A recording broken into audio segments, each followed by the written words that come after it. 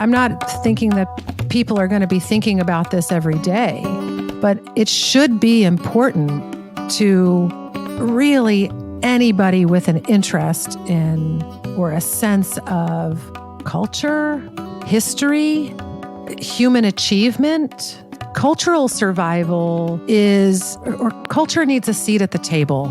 Its preservation is merited, and not just for Afghans, but globally. That's my view of it. This is Monuments Woman with Laura Tedesco. I'm your host, George Gavrilis. Today, we're continuing on Laura's journey into Afghanistan. If you're new to this podcast, we recommend going back to start with episode 1. For everyone else, welcome back. Let's jump in. If a war was coming and you knew that bombs would drop on the Smithsonian or that soldiers would loot the Louvre, what would you save? What would you leave behind? These are jarring to think about. In Afghanistan, where war has gone on for decades, museum staff think about these questions every day. In the 1990s, the staff of the National Museum risked their lives to hide priceless artifacts from fighting militias. They hid artifacts in several undisclosed locations around Kabul so that if one cache was discovered, the others would be safe. After 9/11, the US overthrew the Taliban. A new government was formed in Afghanistan and the National Museum was patched up. Artifacts returned to the galleries. But the feeling that the museum was vulnerable never quite went away. And every so often, bombings nearby would rattle the building and blow out windows. When Laura Tedesco visited the museum for the first time in 2010, she saw for herself how the small, war-damaged building was struggling to contain the treasures of thousands of years of history. She met the elegant museum director, Omar Khan Massoudi, who had risked his life over the years to protect the museum. Laura wanted to know what the US could do to help. After many visits and polite conversations, Mr. Massoudi answered her question. We really need a new museum. Help us build a new museum for the country. August 2nd, 2010, first visit to the National Museum, and finally getting to meet Mr. Massoudi, so formal and elegant. I noticed the windows covered in wood, and he mentioned nonchalantly they'd been blasted out by a bomb recently. We drank several cups of tea and smoked some cigarettes. The conversation was formal and stiff. Hey, so Lori, I know that one of the really big stories you have to tell is about the National Museum of Afghanistan and the huge saga to save the artifacts and to rebuild it. Where does that story start for you?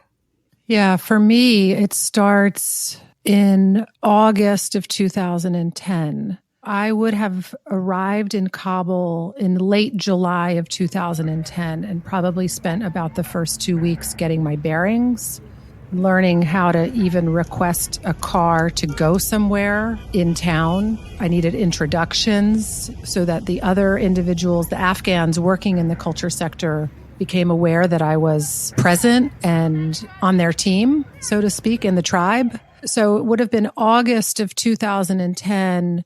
I made a trip, I believe I was by myself, out to the National Museum of Afghanistan, which is on the southern end of the city of Kabul. So about a 20 or 30-minute drive from the U.S. Embassy. Could have been a much longer drive depending on traffic, but that's a different topic. I was greeted at the National Museum by the director, who is a very well-known and highly respected individual. His name's Omar Khan Massoudi, and I call him Mr. Massoudi. He's elegant, tall, slender, white-haired. I think he would have been in his early 60s at the time that I met him.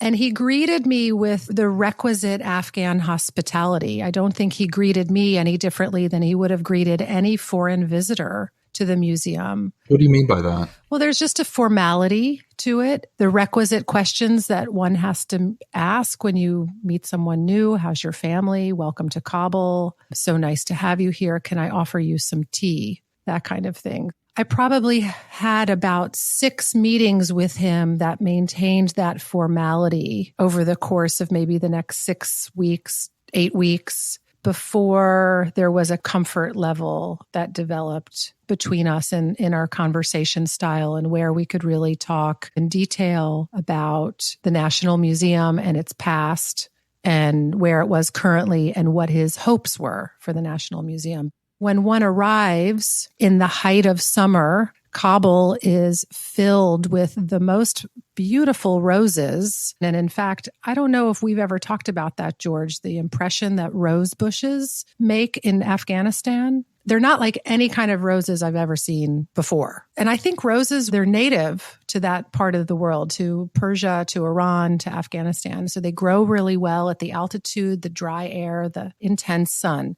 The garden of the National Museum has hundreds, if not thousands, of very mature rose bushes. And they're all different colors and different varieties. There's this scent of roses, definitely something that I remember vividly. The museum itself was at that time, on appearances, a very respectable museum. You go in, there are things on display, large-scale artifacts, a lot of archaeological material. We can talk about what's in the museum a little later. It was freshly painted. There was a kind of crispness to it. But as I visited the second, the third time, I started to notice that some of the windows were boarded up. Mr. Masudi mentioned in passing, it was the recent explosion that had happened maybe a quarter mile away that had blown out some of the windows. But they were soon to be replaced. A quick mention of they were soon to be replaced. What else is striking upon entering the museum is the quality of what's on display. It's the quality of artifacts. And these are objects that have all been excavated from Afghan soil. It's an archaeological museum for the most part. So you don't really find paintings or modern sculpture or war memorabilia. That's not what's in the National Museum of Afghanistan. It is this representation of the country's deep historic past, going back thousands and thousands of years. I want to point out some of this fascinating 19th century wooden sculpture from Nuristan. It's a province of Afghanistan to the east, and Nuristan was the last province to be converted to Islam. It was previously called Kafiristan, I believe.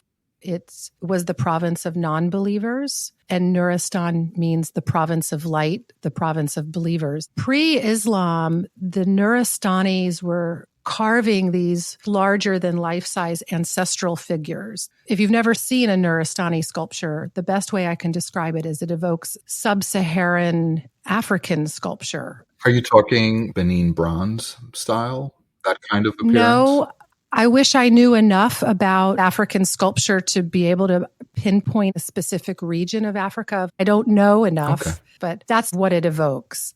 There's a whole gallery devoted to these Nuristani sculptures. They're remarkable and very rare. They had been smashed by the Taliban when the Taliban were in power. Some were preserved, some were conserved or repaired after the Taliban were no longer in power. It only dawned on me a little bit later what a bold statement it was for this National Museum of the Islamic Republic of Afghanistan to be displaying these almost totemic wooden effigies of ancestral figures. There's a lot to be said about that. There may be other museums in the world where you can see these kinds of figures from Nuristan. I've not seen them in other museums. They're almost worth the trip to Afghanistan itself just to see these figures. And that's only one gallery. And this is a relatively small museum as museums go. So it's not hallway after hallway and gallery after gallery. I mean, you could go through it in maybe an hour and see everything. Would you absorb everything? No, but you could see everything. The museum building has this interesting history that it wasn't meant to be a museum originally, right? That is true, George. The building itself was built as an annex office building to what was then the palace for the king of Afghanistan. It was built in 1922. It eventually became a museum. I don't actually know if it ever served as a true office building or if it was intended to be an office building and was then repurposed to become a museum. It was created as a museum for the king, where he would put some of his state gifts that he would receive. Those were sent to the museum. At the same time, the Afghan king gave the French government the sole concession to conduct archaeological excavations. France and Afghanistan have this long diplomatic relationship. The French archaeological delegation, which is referred to as DAFA, that's the acronym for it, began excavations in France. And the arrangement was that the French could keep 50% of what they excavated, and Afghanistan would keep 50%. And so 50% went back to France, and it's mostly in the Musée Guimet in Paris, where you can see tremendous Afghan material there. But what was left in Kabul is staggering for its quality of artifacts. What the French archaeologists were finding was redefining how people understood a whole millennia of history in that part of the world, in this part of Afghanistan, Eastern Pakistan. We could go on and on about that, but to stick with what was in the museum, I'm trying to say the quality of material on display was really stunning. Keep in mind, this is after the 2001 campaign of iconoclasm, where the Taliban literally went through with sledgehammers and smashed hundreds and hundreds of artifacts. Paint a picture for the listener. What would they have been seeing if they were a fly on the wall in the museum when the Taliban were coming through? I don't know exactly what people would have been seeing. I've never heard firsthand accounts of people who saw the Taliban come in with the sledgehammers. I've only heard secondhand accounts. And I heard 2 years ago from an Afghan journalist something very, very interesting. And I believed what he told me. He said, when the Taliban were in power, they were actually actively taking care of the material in the National Museum and were sort of curating it, so to speak. Were any of them trained curators? I don't know, but they were tending to the collections in the National Museum. And it wasn't until this edict came out in March of 2001 when the Buddhas of Bamiyan were destroyed, that at the same time, and I think it was even the same week, that the Taliban changed course and then took it upon themselves to sledgehammer hundreds of irreplaceable Buddhist artifacts, the Nuristani sculptures, just smashing them. I have seen the fragments of these sculptures. You can still see the sledgehammer marks across the face and down the nose of, say, a bodhisattva or a ceramic or baked clay Buddha head. And there's an effort right now to piece all of these things back together like a jigsaw puzzle. That's underway. So in 2010, as I was getting to know the National Museum and some of the staff working there, and most importantly, the director, the beloved Mr. Masudi, I was getting to learn the tremendous collection and also what was needed in the National Museum. There's no air conditioning. There's no climate control for a museum. That's brutal. There was not one fire extinguisher or buckets of sand, but that's actually very practical. There was no emergency exit, for example. The list goes on and on. The water was shoddy. The electricity wasn't regular. There was one working toilet in the whole museum. So the needs were fairly great. Who did you see visiting the museum when you were there during the various visits? Yeah, at that time, Kabul was teeming with foreigners and teeming with aid workers and dignitaries and diplomats. So there were always people in the museum. It wasn't packed to the gills with visitors, but there were always people milling around, and plenty of Afghans also. Families, young men, coming in pairs as they do, maybe just killing time or genuinely interested in what was in the museum. And increasingly, over the years, I saw more and more school children coming, where it was starting to be arranged where school kids would come in droves, like a field trip for school. And public schools in Kabul, they don't have school buses the way we think of our public schools in the United States. You do a field trip, everybody gets on a school bus and they go to the museum or to the theater or to the planetarium. Having Afghan school children come to the museum often meant they were kids in private schools, or some arrangement had been made for separate transportation for young kids to go in. What I was being told as recently as late 2019 was that as many as 10,000 school kids were visiting the National Museum every year. It's not a small number. Did you see some of the school groups yourself? Oh, yeah. Yeah. What did some of the kids look like? What do you think they were thinking? I don't know what they were thinking. I imagine they may have been bored the way most kids are when they go to a museum. Probably. We were bored. We were bored when we were forced to go to the museums, without a doubt. 4th grade and someone sends you to a museum? Seriously. The kids who were excited about museums in the 4th grade are the kids who get beat up. Come on. How remarkable that they experienced something different than they would have otherwise. And what might they have said to their parents when they went home? One wonders about that. I can only make guesses. Would a child have gone home and reported seeing a Buddha? And perhaps if the family were especially conservative, they may have said something to dissuade the child from being interested in that. Or if the family were not conservative and keen on something like that, they may have, encouraged the child to learn more or say, our cousin is named Ashoka. Do you know where the name Ashoka comes from? That's from a great Gandharan king. It's impossible to say, but one hopes it instills at least a little sparkle for some, the best we can hope for some kids. That's not unique to Afghanistan, though. I'd like to go to this conversation that you had with Mr. Masudi, where you said that you would take it back to the embassy. But before I do, I want to ask you something else. Mm-hmm. So if we were going to the museum together, what artifact would you take me to and talk about for a while to me? That is hard. I couldn't choose just one. Tell me a couple then.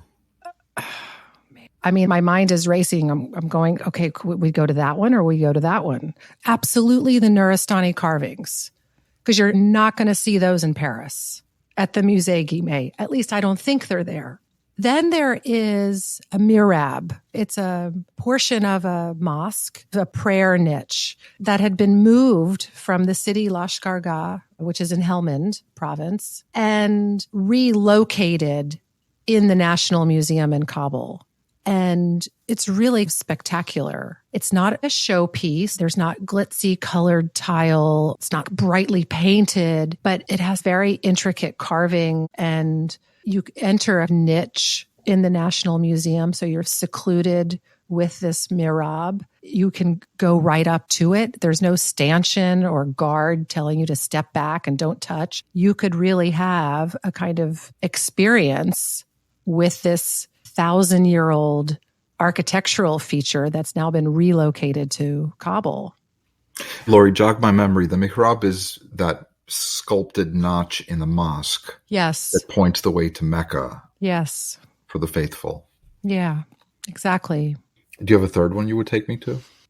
That'd be tough. I would stroll around and see if something caught your eye, and then we'd spend a little time there. So what did Mr. Masudi ask? It took months of meetings and hundreds of cups of tea and chatting. And it was about relationship building and trust building. And I think a demonstration to Masudi that I was seriously interested in what he thought was needed for the National Museum of Afghanistan. It took months. I remember it was early December of 2010, and I was at one of scores of tea drinking sessions in Mr. Masudi's office and saying, Mr. Masudi, I think that the U.S. Embassy is going to have substantial support to offer the National Museum. Let's talk about what you would really prioritize as the needs for the museum. I already had an inkling because we'd been talking around this topic for months. And it was, do you want to try to put in an AC system? Should we retrofit the building for heating and air conditioning and climate control? Like, these are all the conversations that have been taking place. I should preface that I was also talking with other culture experts in Afghanistan about this at the same time to get a collective of views and opinions, and everybody had an opinion. But it was Mr. Massoudi's opinion that was the most important. His first request was, he said, we really need a new museum. A whole new museum. A whole new museum. Let's just start from scratch. He said also we should move the parking, because at that time, if you were coming in a car to visit the National Museum, you could pull up within 7 or 10 feet of the building. That's very convenient. But if you have nefarious impulses and you've laden your car with explosives, that is not a good way to have the parking arranged. So there was discussion of these very practical and nitty-gritty rehabilitations. Let's move the parking far away, a safe blast distance that we've talked about in a very frank way. And there's this collection of old cars that the king had owned, the king of Afghanistan. In fact, the very first armored car ever made was for the king of Afghanistan. And I've always kind of chuckled about that. Well, there's a funny coincidence there that now all of Kabul is rolling with armored cars. But anyway, and these cars were sitting out under the sun and the windshields were broken. And these are antique vintage vehicles, Cadillacs, Rolls Royces, French cars. They were sitting out in the open air in the sun. Let's make a covering for those. The real takeaway was to build a new museum. I said to Mr. Massoudi, let me go back. And I loved the idea. I was like, yes, we need to do this. How can we do this? I took the idea back to several supervisors above me, somebody who actually had decision-making power at the U.S. Embassy. And I presented this and I got a yes, let's do it. No hesitation. There was probably hesitation. Maybe they said we have to talk to the ambassador or something like that. The hesitation is now not prominent in my mind. What I do remember was that the answer was yes, and figure out how to do it. What in your mind at the time would have been some of the risks of the U.S. getting involved in building a whole new national museum for a country? It's a sensitive subject. It's about who we are. It's about our core identity. That's what national museums are about, in a sense. Yeah. And here's the U.S. coming and offering to build a whole new national museum. Right. Yeah. Extremely sensitive topic. It smacks of all kinds of yucky impulses of arrogance and colonialism and nation building and shaping a nation's heritage, its narrative. I knew that was not what this project was about, but one has to be very aware to manage this impression that it could give. And I should preface that the general sentiment among other internationals working in Kabul was reflexively anti-American and sort of just irritable from the moment they woke up. What are the Americans doing now? They come waltzing in with all their money. They want to change stuff, and now they want to build a new museum. Who do they think they are? And they don't even know anything about Afghanistan. Okay, but how do you respond when you're at a function or a meeting and you get a whiff of this attitude? Do you say anything? Do you correct it? What do you do? No. Correcting it seemed impossible. I tried to conduct myself not that way, not waltzing into functions or meetings or coordinating committee meetings with any arrogance or pretense. I wouldn't have done that anyway. I was hyper aware of, like, I'm walking into a room of people who've devoted their entire lives to Afghan heritage. And I just showed up 3 months ago. Just listen and nod kind of thing. Take it all in and read a book. Keep reading the books. That was my MO. You've been listening to Monuments Woman with Laura Tedesco. I'm your host, George Gavrilis. Don't forget to like and subscribe wherever you get your podcasts. To stay in touch, also follow us on Instagram at The Monuments Woman. Join us next week when we dive deeper. This show is produced by Christian D. Brune and May 11 Project. It is recorded by Audivita Studios and edited by Sean Hettinger and Greg Williams. The theme song is This Love by Ariana Delawari, featuring Salar Nader.